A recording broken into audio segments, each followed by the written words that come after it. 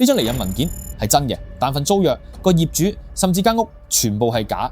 依家啲騙子已經進化到識用官方文件嚟包裝。最恐怖嘅係呢個星期喺香港同倫敦竟然出現同類型手法呃人。你可能會話官方文件點會係呃人呢？事實上，部分官方文件索取門檻奇低，而騙徒正正係利用受害人對官方文件嘅信任嚟行騙。先講香港，一個內地女學生喺小紅書揾租盤，揾到個盤月租5300，而個小紅書 agent 亦都貌似好專業，租約業主全名、地址一應俱全，最信譽保證嘅係份約打埋離印，有晒政府個章。個女仔覺得穩陣啦，一炮過俾咗4萬蚊。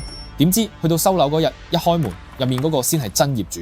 人哋話我間屋從來都冇放過租，個 agent 當然人間蒸發。警方一查，原來張租約上面業主個身份證係假嘅，樓盤照片係網上偷嘅。咦，騙子點做到？用10蚊去田土廳查冊，攞到業主全名，自己寫份假約，再去稅局打離印。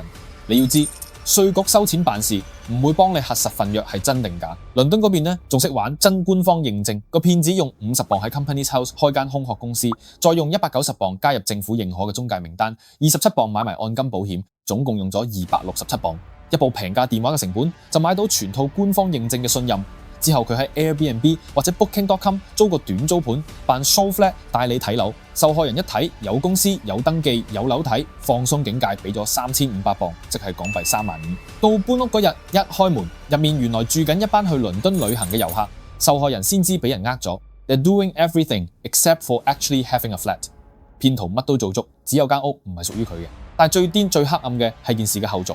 香港嘅真業主因為名下無端端多咗張假離印，隨時被稅局告瞞稅，要自己寫信自證清白。而倫敦嗰邊記者一早舉報咗呢間假中介，點知截稿前政府同相關機構仲係互相推卸責任，間 scam 公司依然喺官方名單上面。